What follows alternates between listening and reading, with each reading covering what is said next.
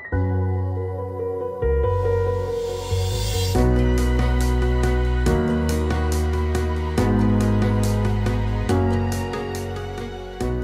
back to The Real Recovery Show, where we air every week on Fridays at noon. And today's episode, we're going to be talking about the sex industry and recovery, what happened before we got into recovery, and if we're still working in the sex industry, how that's been affecting our whole outlook and how we behave and how we see everything in the industry.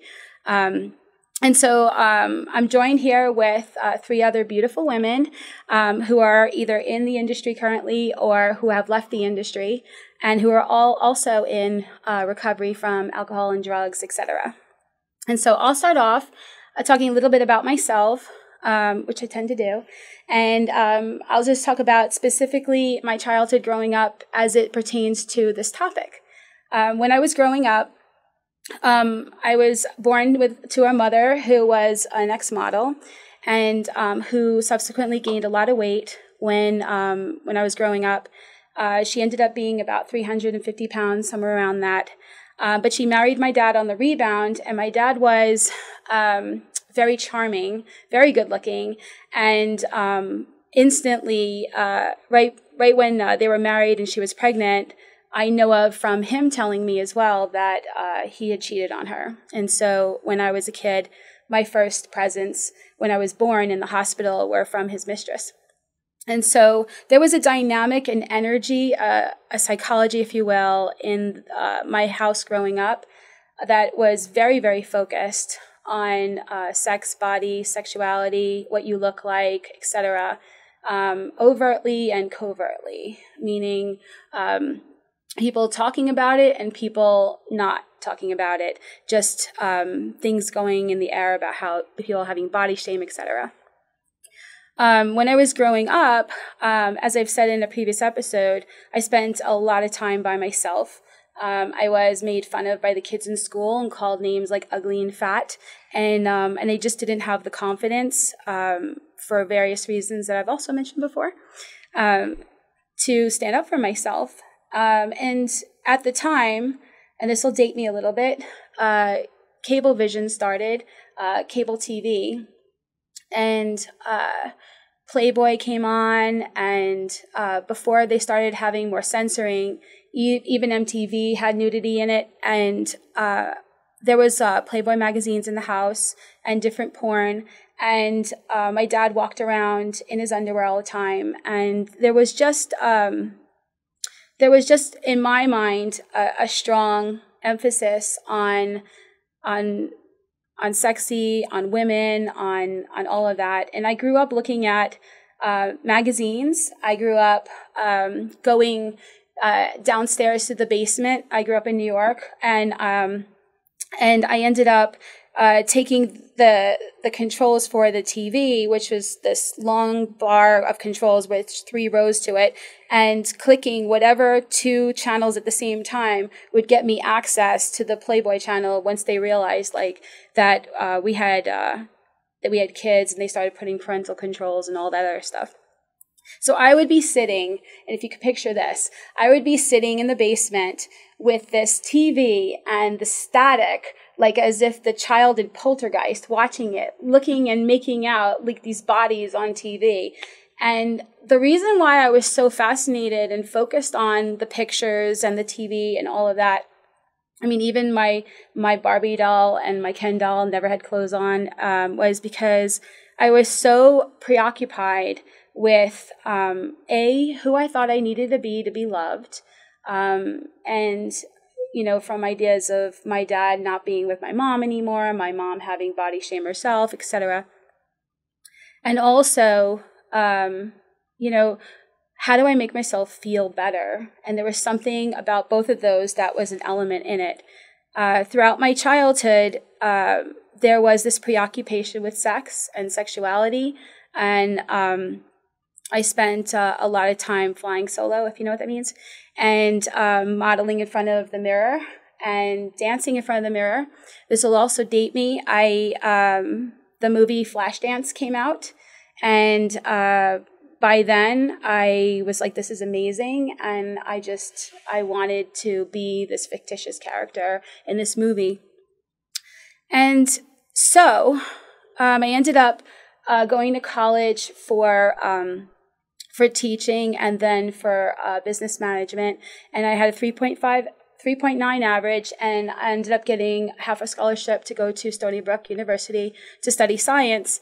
My parents were losing their house and told me that I needed to drop out of college and help support the house. I did that, dropped out, and I couldn't figure out what I was supposed to do to make enough money to pay the bills, and ended up getting a job waitressing in a topless bar.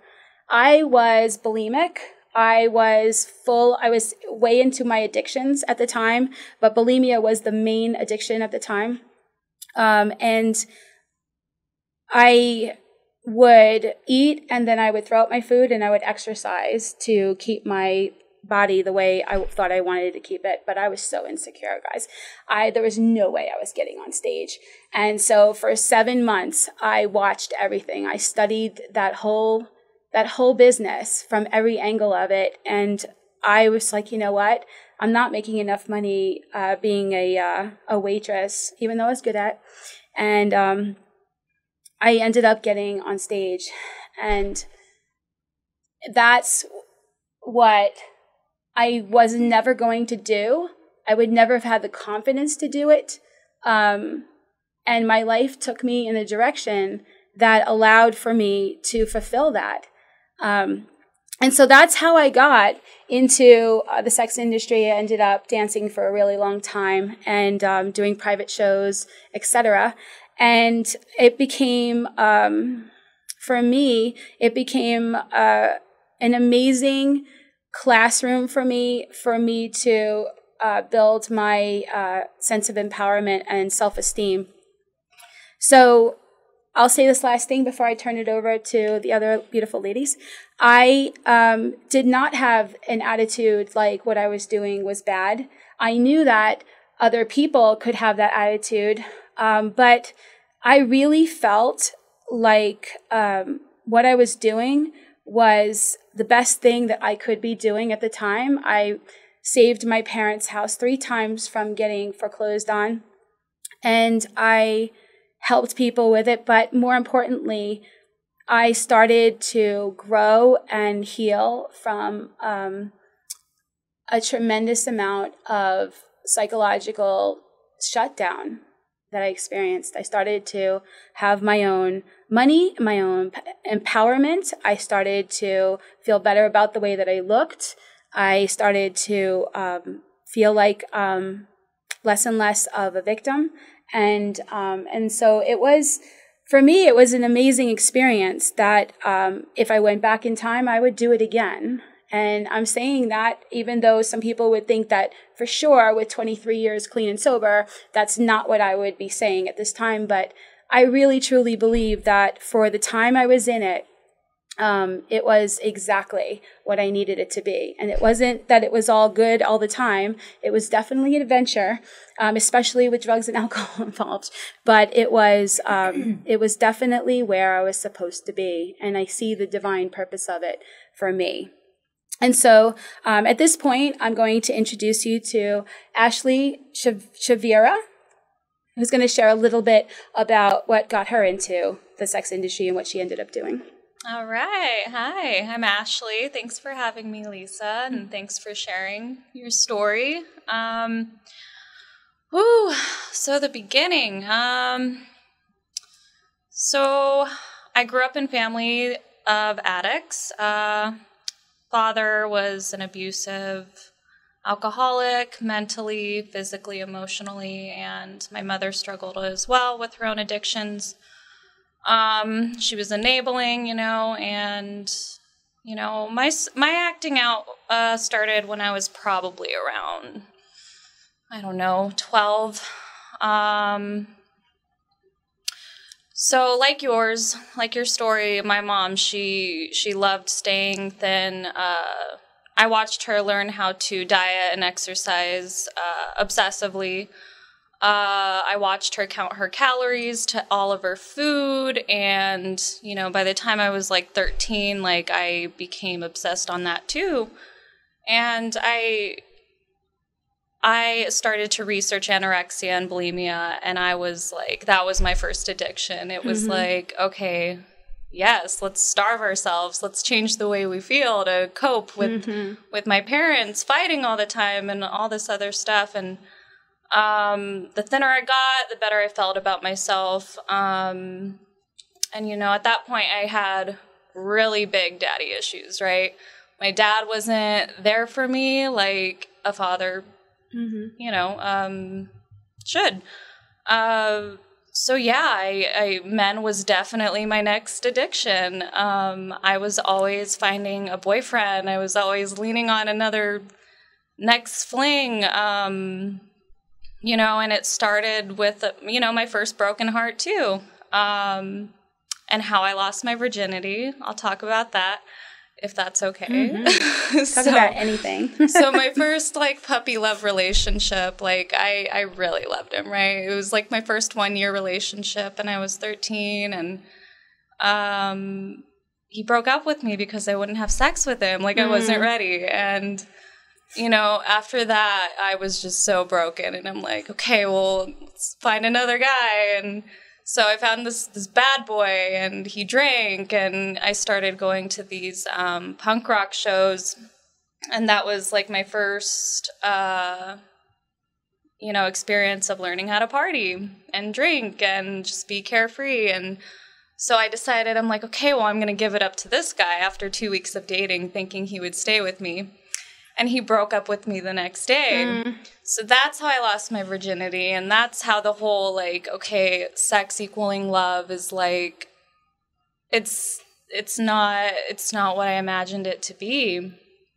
And so, you know, I just went about my life. I went about my life just leaning on to guys, hooking up, drinking in gym class, doing like these crazy things, getting piercings in the middle of gym class, and just finding all these ways to act out. And, you know, I was kicked out of middle school for possession, and went to high school, couldn't wait to get out of high school. And, you know, at that point, like, my parents finally had this conversation with me about wanting me to be better than them, right?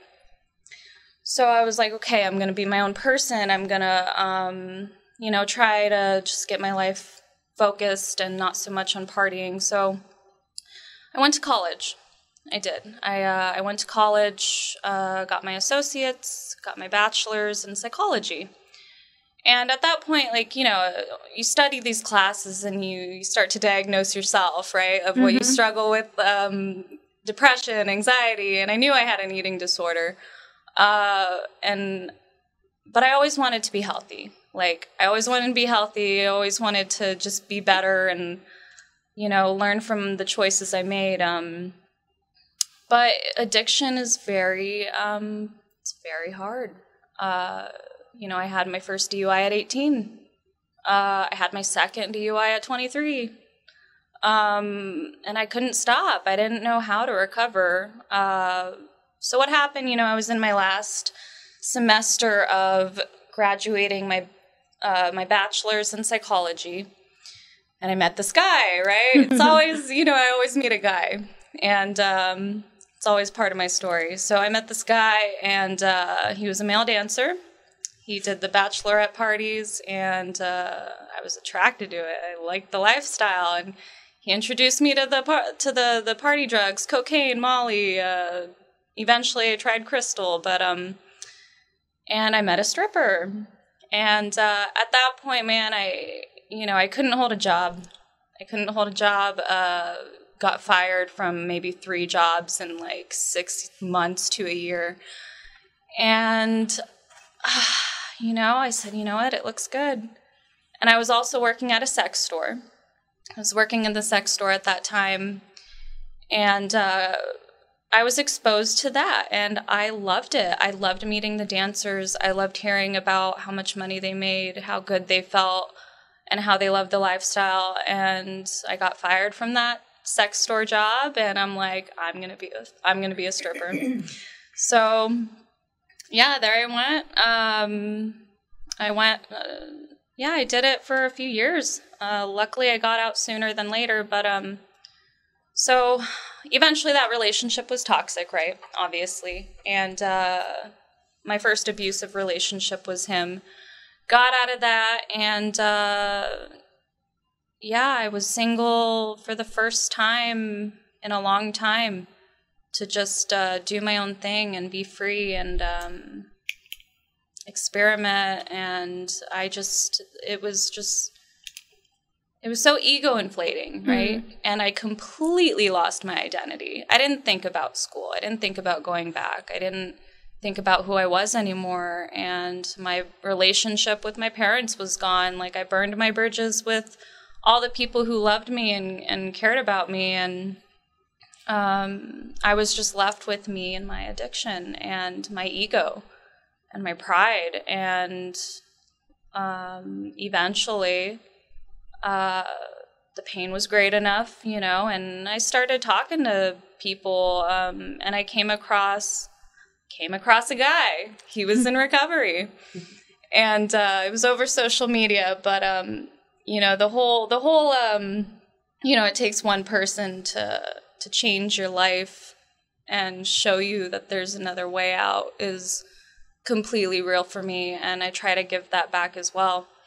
So we were friends. We were just friends, right? And he accepted me for who I was, and I watched him. I watched him in his recovery and rebuild his life, and it was so attractive, right? And for the first time, I met somebody who showed me intimacy, right? It wasn't just about sex, and he was the first guy in about 3 years that I gave it up to without wanting something in return. Nice. And so, it was some tough love though. And finally I tried doing my way though. I tried only smoking weed first. I tried only drinking. I tried, cutting back or only snorting a few lines in the club to get me through, but I'm powerless.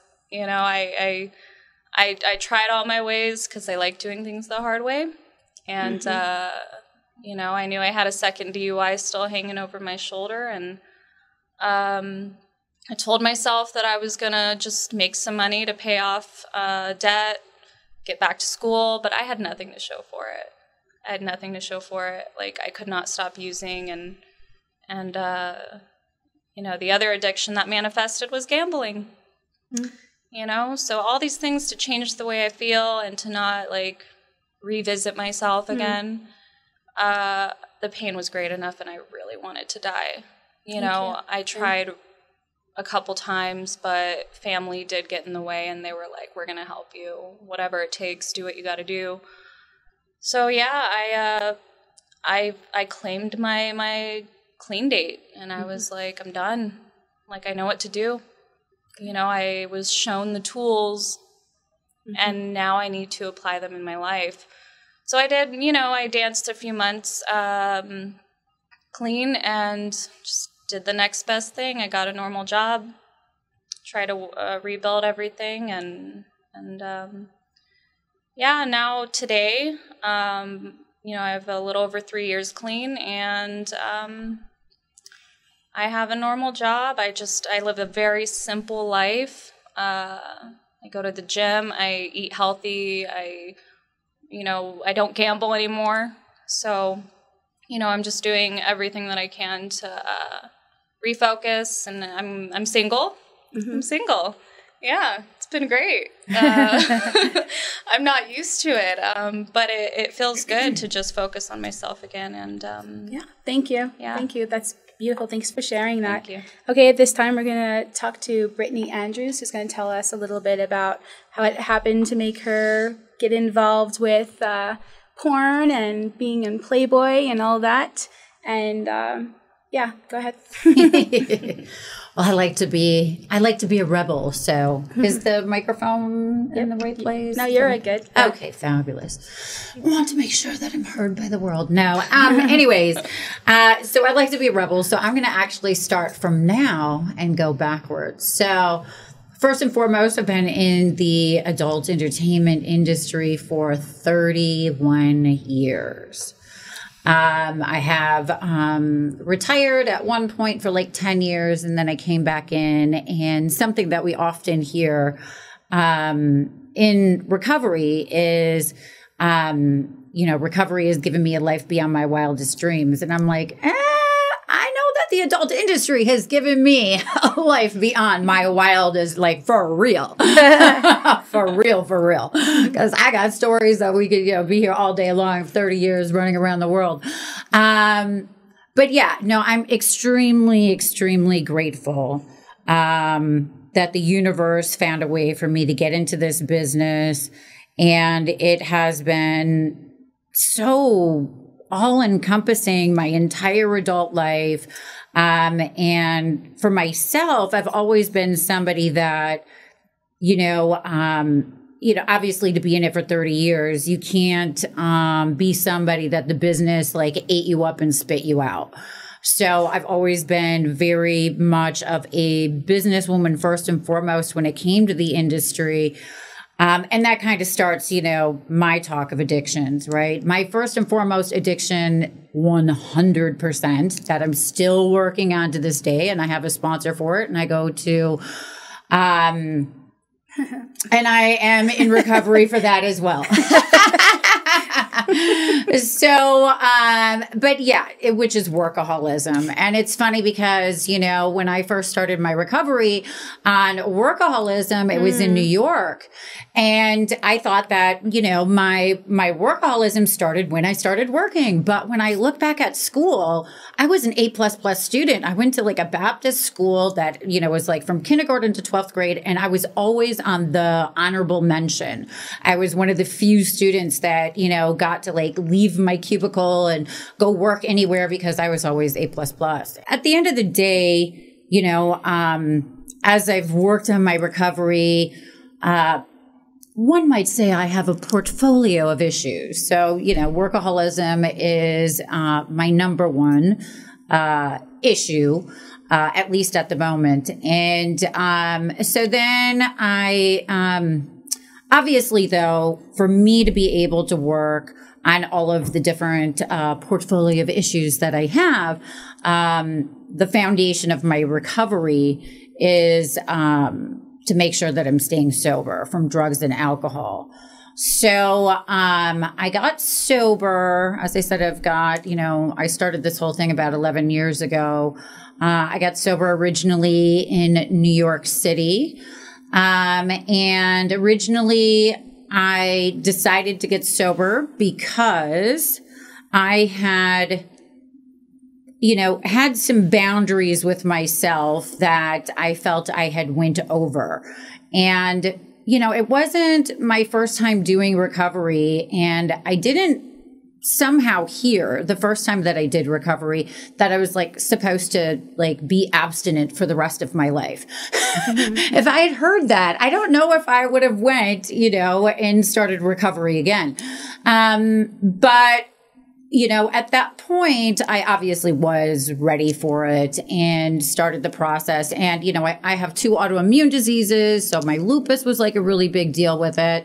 And actually my relapse, I figured, okay, well, my lupus is fine. So, let me go back out again, and try to relive my youth. And cause, I'd moved from New York to Vegas, and there was all these places that I had not been to in Vegas. And I'm like, oh my God, I could meet like really hot guys and get laid. And then I went into them, and it was like all of these old dudes, like smoking cigarettes, like putting quarters into the machines. And I'm like, man, I really should have checked out these places before I relapsed, because I am not getting laid at all. But yeah, and so then when I came back into recovery again, I realized that I needed to be sober for more than just my lupus, more than just drugs and alcohol, but for my mental health. Because I do have this portfolio of issues of not just, workaholism, not just drugs, not just alcohol, depression, anxiety, all these different issues that, originally started from having a lot of early childhood trauma. I originally got into the business when I was 17. Shh, don't tell anybody I had a fake ID.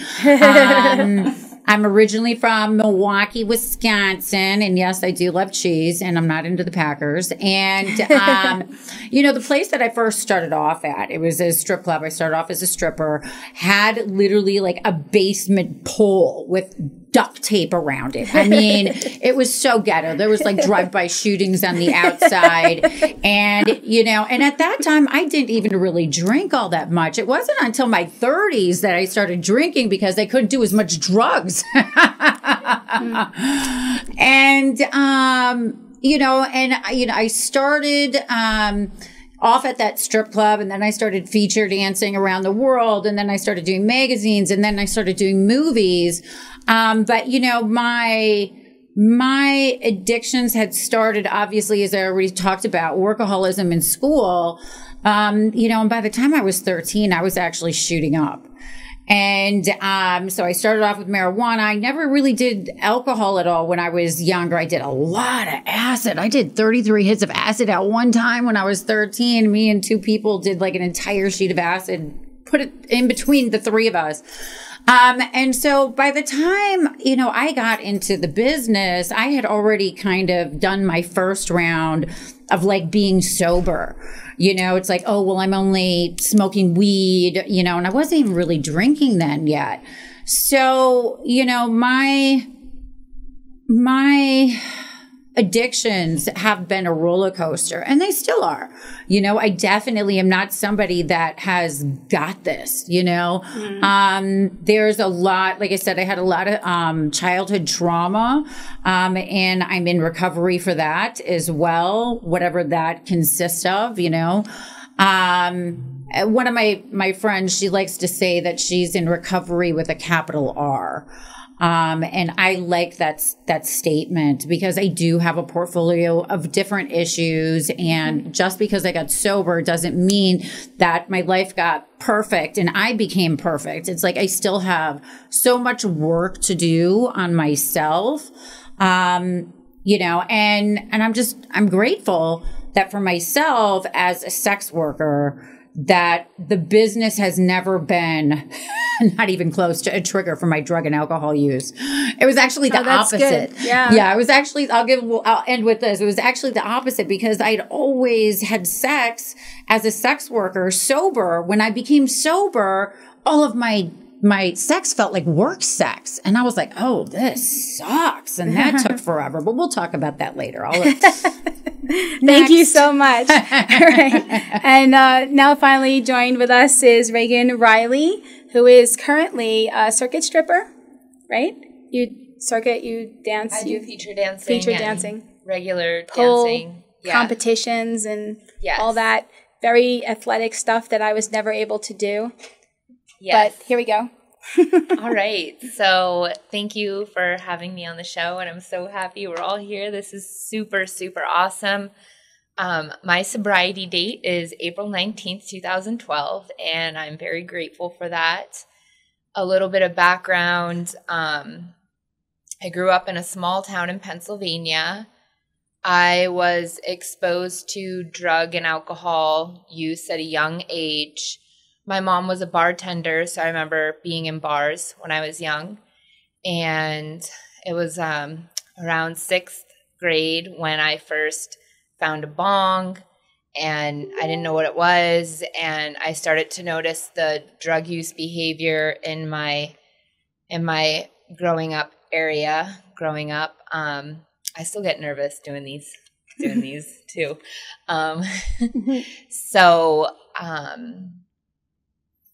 There was drug and alcohol use in the home where I grew up, and I started to get curious, and I was like, yeah, I want to experiment. I want to try things. And so it was easily accessible. And I was 14 the first time I tried weed, and drinking the first time I drank until I blacked out and threw up. And I thought this was awesome. And then high school was, all experimental with hallucinogens, taking pills, cocaine, crack, ecstasy. Like, I just wanted to try everything. And then I was 17 when I tried opiates and started injecting opiates, OxyContin, heroin. And then 17 through 21 was when I was in and out of rehab for opiates. And I was 18 when I started dancing. And for me, I always wanted to be an exotic dancer. I think it was partly the music and cultural influences of music videos, watching MTV. I still remember some of the songs I'd hear dancing at home in the mirror, and I was like, yeah, I'm going to be a stripper. And that was even before I got into drugs and alcohol. And I remember growing up, me and my cousins would always play dress up, and I just loved to dress up sexy and act sexy, and I had a little karaoke machine, and I just liked it. I liked to play dress up, and I'd always say, yeah, I'm gonna be a stripper. And when I turned 18, that was what I did. I went to a little dive bar strip club. I remember being in senior lounge. I wasn't 18 yet, and I heard a radio ad, and I called the club. I was like, I'm not 18 yet, but I want to audition. And they're like, when you turn 18, come to the club. And so that was what I did.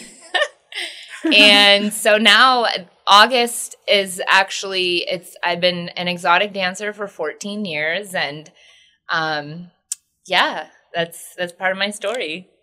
All right, awesome. Thank you. At this point, we're going to go to break.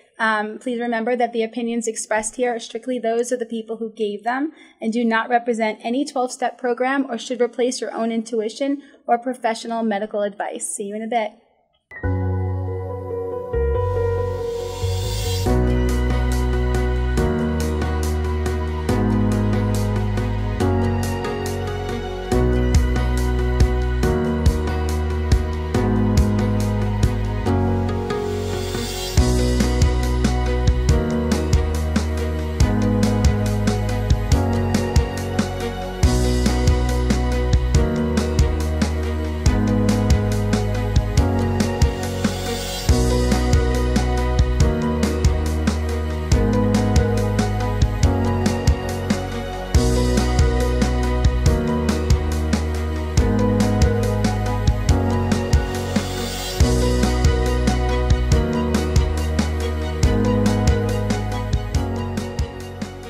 Welcome back to The Real Recovery Show.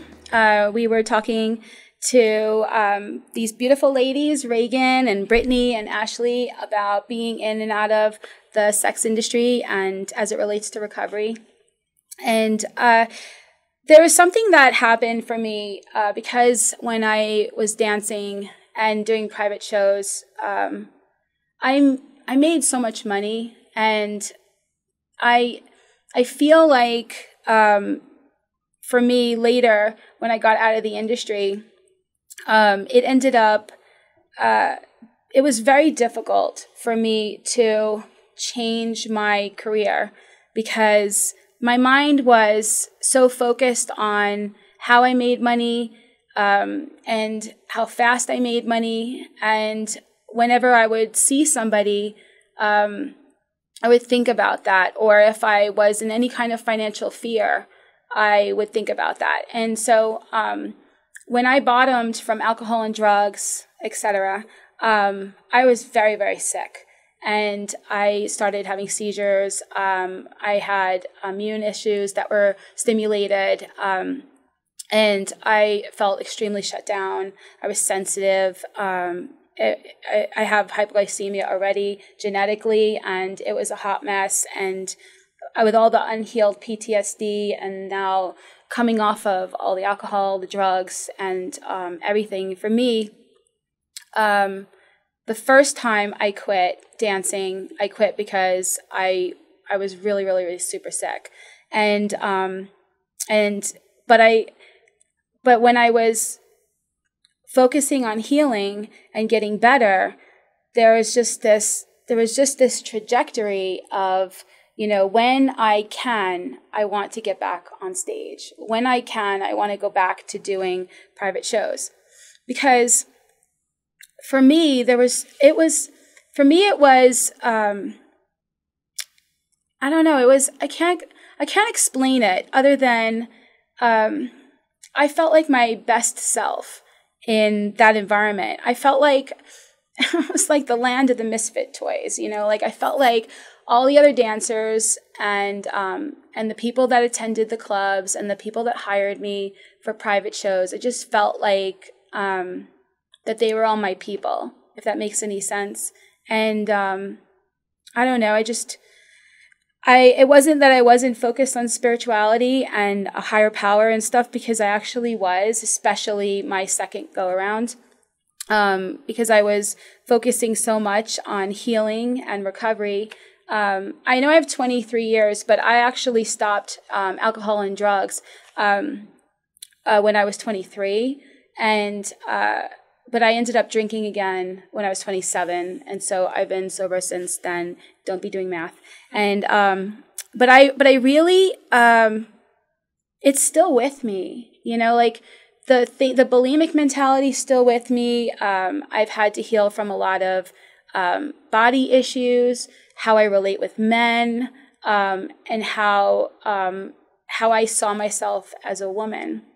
And so what I'd like to talk about now is, there's so many topics in here, but really just the way we saw people and the way we saw money, and whether or not we stayed in the industry or we left the industry, our thinking had to change. Like if we wanted to be healthy and we wanted to be spiritual and we wanted to be more authentic to ourselves, if there was anything where we were coming from a, using people kind of perspective, or seeing everything as a means to an end, keeping people at an arm's distance so that we weren't feeling threatened and vulnerable, as was mentioned already, maybe our false narrative around what intimacy really looks like, for a long time believing that it has to do with sex.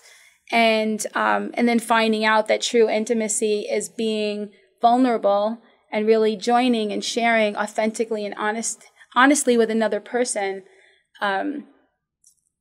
For me, I feel like it might even be a lifelong shift for me. I'll say this last thing, and then I'll open up for anybody to pop in and join this discussion on this. Even with having like the meeting space, right? So when we were going through COVID, and I used up all of my savings to keep that place open. And I had, not in the beginning of COVID, because even the strip clubs were closed, but I'm just saying there was this, like, when you're in fear, there are old parts of you that come back and go, do you need me now? What about now? And there was a part of me that was like, man, I still look good. I probably could do something, all because I'm in love with the meeting space and the recovery store, and would do, in my mind, anything to keep it open. And so I started having those thoughts come to my mind. And it's like the same for me as my addiction, because I live a life now that I really can't do those things. And my intuition will tell me that's not for you, girlfriend. And but yet my inner stripper will have its own little voice, and I'll listen to it and not do it. But it's so interesting. So I want to talk about that. I want to talk about how over time the thinking of how we see our bodies, and in our next episode that we are all going to talk about, we'll talk more about, body issues and stuff like that, but really more so like the purpose for interacting with people and how we feel about making money and how that's changed over time. So anybody want to start?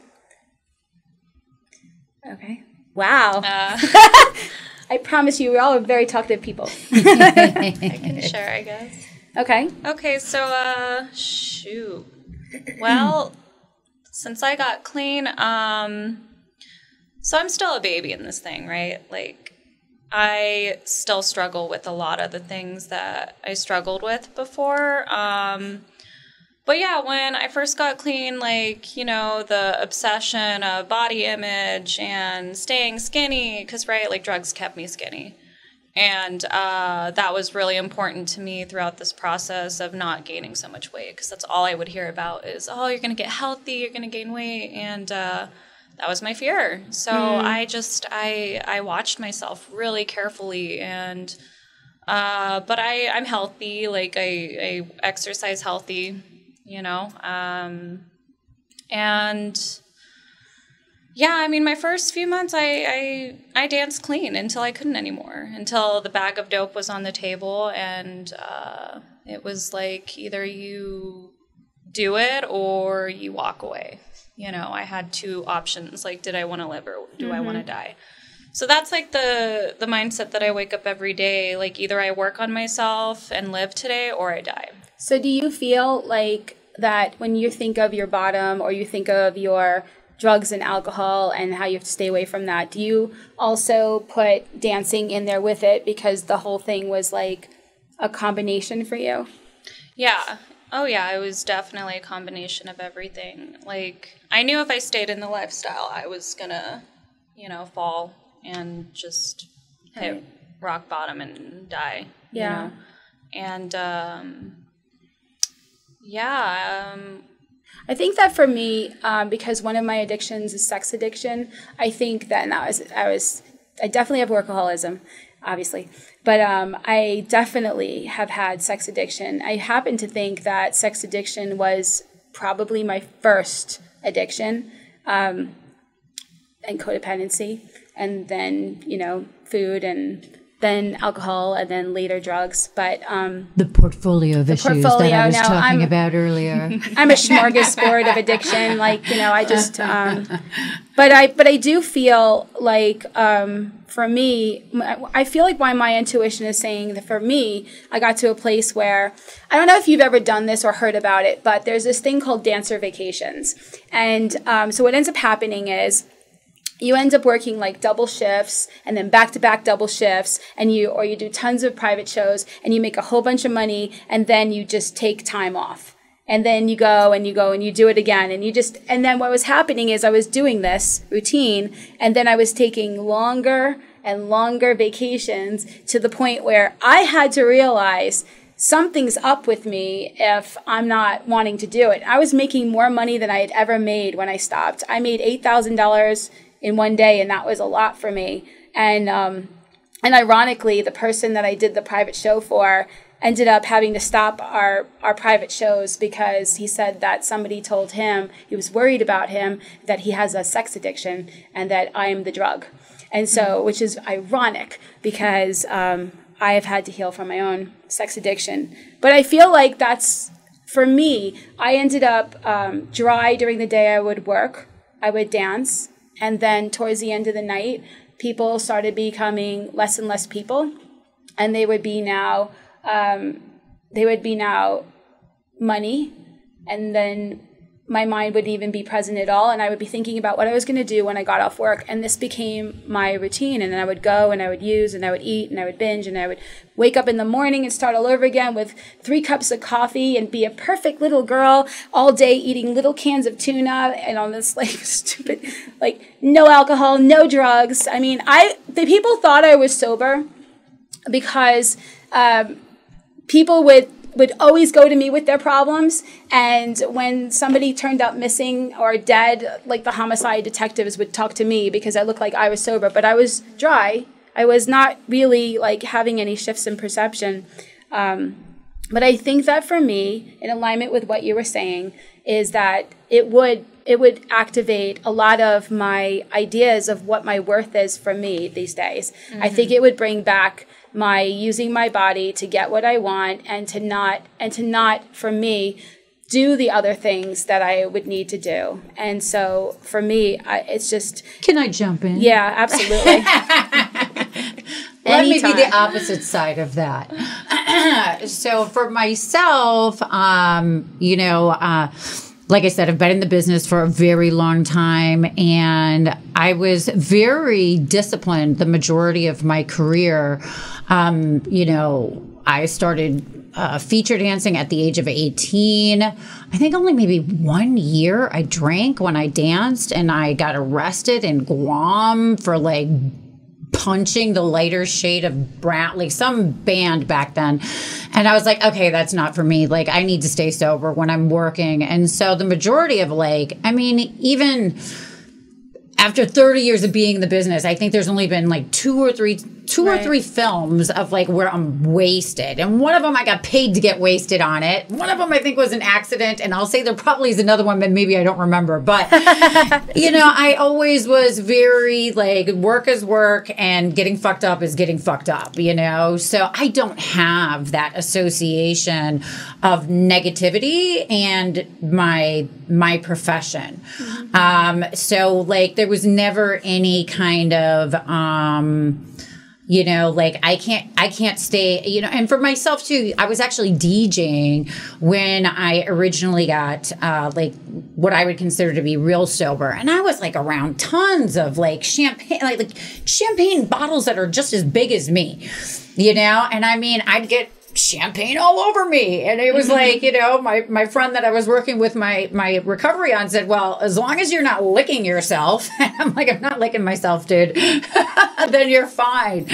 So, and definitely like, we've said, we don't become perfect overnight. Our character defenses, whatever you want to call it, don't just like disappear. The workaholism is a huge one for me. I'm working on being more balanced, right? I guess it would be like with food. And then, the money thing, like I'm just a bitch that I want to be always making money. I've got that addiction, and I don't even want to try to like mess with that one at this moment, because when we get to the next one, when we want to talk about plastic surgery, we'll get into that too. That addiction, his girlfriend, I'm telling you, in my business, like you better have that addiction as you get older, because it's just part of the program. But yeah, so I mean, I think it might be a little bit different for you too, because you've kind of stayed in the business as well throughout your sobriety. Like you didn't leave. So the two of them kind of had where they left. I kind of came in and went out. So what about you? Thank you for asking. My experience when I got clean and sober and I hit my bottom my 8th time in rehab, I did not dance for 6 months, and I went through rehab, a halfway house, and a recovery house, and I did have that association of I can't dance anymore, people, places, and things. And for me, I went to a sober Halloween dance, and I got dressed up as a burlesque performer, and I'm like, it was I wanted to return to dancing, and it was a process where I was making that decision in sobriety, and at first I was like, fearful because, well, is that, my addiction calling me back? And then I went through a process where I was getting guidance and hearing like different views, like, yes, you can do anything sober, and no, don't do that. And it was a tug of war for a while. And then I made the decision where I'm like, I know I don't want to drink. I want to be sober. And I went to work at the club, and I said to myself, if I'm going to do this in sobriety, I want to be a feature entertainer, and I want to do it seriously. So it was with a sober mind that I made the decision to return to dancing, and I did make a career out of it. I did compete in exotic dance competitions and pole dance competitions all over the U.S., and I got to travel and feature regularly, and that's how I ended up moving to Las Vegas. That's why I came to Las Vegas. I forget what the original question was. Going back to dancing and sobriety, I don't even know. Well, so, but yeah, the mentality of recovery and then that connection there. So I knew I didn't want to pick up a drink or drug, and I really loved to dance, so here I am. Yeah, I wasn't saying that it's a negative experience, because I do feel like it has definitely been a good experience for me. I'm saying do or don't do, but be authentically true to your intuition, to your guidance. And I really wanted to keep doing it. But I knew intuitively, my intuition was telling me that there's something else I need to be focused on and doing. And honestly, I'm glad I listened, because I wouldn't be doing today what I'm doing today the way I'm doing it if I was to believe that it was all I could do was to do that. But I loved it. I feel like it was the thing that saved my life. I feel like it was the thing that helped me to learn so much about myself in a more empowering way. There is this lie that like a stripper or somebody who works in the industry, like poor them, like they're a victim. And I heard this so much that, the guys, they're just, taking advantage of the girls. And I never saw that at all. I saw that, sure, a lot of us that got into the industry had stuff that we needed to heal, but a lot of us get into other things, that also need to heal. Especially helping professions. But I don't know, I feel like wherever you go, as long as you're being true to yourself, that's really the point. And I think that as we get into recovery, that's the message, right? Could I jump in just to what you're saying? And I also, on the opposite side, but the exact same thing, as a woman that's stayed in the business and that's been in the business for such a long time, I think doing things like this, and being open and honest about, having addictions, being in recovery. I'm definitely not the poster child whatsoever at all, but being able to be vulnerable enough and honest about, what my walk in life is. I think it's important, as somebody that's been around a long time, to be able to stand up and say these things, so that individuals that are in the business that maybe might be too afraid or too scared or feel it would ruin their reputation. I've been around 30 years. Go ahead, try to ruin my reputation. Lord, I've done worse things. But I think it's important because quite often you get people that are sex workers that are so afraid to go into recovery because of the judgment of the kind of work that they do that they're going to get from other people in recovery. And then quite often you do have people like what she was saying that were giving her guidance and instructions. Like you get a lot of people that are like, oh my God, you can't do that sober. Yet there's people that are rock stars that do it sober. To me, it's almost the exact same thing. But to a lot of other people, they have their own hangups and their own stereotypes. And so I know that there have been a lot of sex workers that have passed away because they were too afraid to go and get help because of the judgment of others because of what they do. Absolutely. So I think it's really important that those of us that, are still in the business, that we can be vulnerable and honest enough with our stories so that we can, hopefully, that message can get to the right people, that there's a different way and you can still be, I mean, look at her. She's really cool. You can still be cool. She's wrapping herself around Paul. She's sorry. I didn't mean to talk over you. But you know what I'm trying to say. No, I love that you guys can still do your thing. I fantasize all the time. I did. I had a stripper pole in my ex-boyfriend's apartment. I said, baby, I need this for myself. It's still a part of that identity in the, the devil and angel. But I think it's also really healthy to know yourself. Yes. Right? Because I don't think that everybody can go back and go to be a musician or to be a porn star or a stripper. Right. Not everybody, they can't all go back. And it's not just the sex industry. Yeah. It's also somebody being a bartender. Yeah, exactly. Some people, I know people with 20 years of recovery off of alcohol and drugs, and they've been a bartender and just retired. And so it's about just being true to yourself and knowing, okay, this is what I'm going to be doing. This is what I can handle yeah. doing, and this is good for me, or this is not good for me. I know myself. I'm going to end up using if I do this, then you shouldn't do it. But if you believe that you can do something, that's what I always say, because I get so many women in recovery that come up to me and ask me, well, because they feel so like, oh, I can't do that anymore. And I'm like, the only person that's saying that you can't is yourself. Right. You get to make the choice. Right. If you feel as though you can do it sober, then do it sober. If you don't, then find something else to do. You want to do what's healthiest for you, Right. but you have to make that decision, and it's by knowing yourself, right? And then sticking to it. I think that's really the point. I don't, like I said earlier, I don't feel like if I went back to dancing that it would, for me, trigger me for alcohol and drugs, because I didn't do alcohol and drugs while I was dancing. I did it after, like when I would get off and stuff. I was too much of a control freak.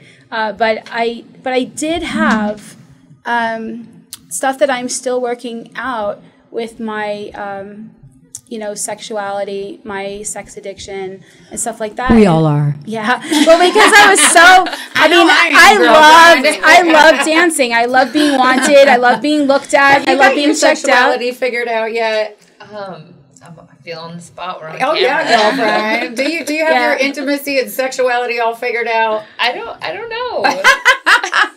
Well, that's my point. My point is, if you know that it's something that intuitively you're feeling, it's not going to be right for you. It doesn't mean that it's wrong. It just means that we all have to just beat to our own drum. And that's why this conversation is so important, to make it neutral, to say whether you're in it or you're not in it, it doesn't mean that it is bad. It just means that you're being more authentic and true to yourself about what you feel is right for you. And have you guys felt, being in the industry over time, that the way that you saw, porn or dancing or anything, and how you interacted with people, that it has changed for you? I'm not sure what you mean. Like Like, my has recovery, interactions your with people- recovery influence? I can jump right in. Sorry. Yes. Because, oh my God, like I said before, like I was so used to always, like the way that I compartmentalized my sexuality was work sex I did sober, and my good fun sex I did when I was fucked up. And so then when I got sober, I'm like, ugh, I am stuck living in a work sex. This is fucking awful. And I just lost my sex drive for years. I mean, I even quit masturbating, and then I did like a lot of trauma therapy, and that didn't help my sex drive whatsoever at all either. Honestly, I feel as though, and now I'm on testosterone because I'm an old bitch, right? I'll be 50 next year, so I'm doing like hormone replacement therapy. Hey, I'm the 51. Testosterone is another drug. Oh my God, I'm telling you it is. Don't let anybody tell you that testosterone is not a drug, because it is. But I am taking it underneath the discretion of a healthcare professional. But that helped a lot. And then, and it like, I just feel like I've been doing this like recovery thing for like 10 years. And now I'm like kind of jumping back into my sexuality, but I have a different perspective of it, but I still got so much fucked up shit around that. Like it's going to take me another 20 years of being in recovery to like figure that all out, So, baby steps. The main thing is that, I love myself. I'm sober. I can see the different things that I'm doing, what's healthy, what's not. Some of it I'm not even sure still yet. Yeah. Some of it I'm just, being the observer and saying, okay, well, this is what I want right now. This is what I need right now. We'll analyze it, da-da-da-da-da. Is this something I'm going to do forever? I don't know. It's a lot of this is life work. And I think when it comes to vulnerability, intimacy, sexuality, especially if you've had any kind of like childhood sexual trauma, you're probably going to be working on that your whole life. Absolutely. Okay, well, we're definitely going to have plenty to talk about on our next episode, where we talk about body image and we talk about all of that anyway. So stay tuned for that one. But you can watch us on Facebook, YouTube, and on Amazon Fire TV. You can listen to us on the PHLV radio app or get our podcast on Apple Podcasts, Spotify, and iHeartRadio. And if none of that means anything to you, you can go to themeetingspace.com, where all the episodes every week are posted there. And thank you for joining us today on The Real Recovery Show. We'd like to give a special thanks to our sponsor and gracious host, PHLV Radio here in Las Vegas. See you next week.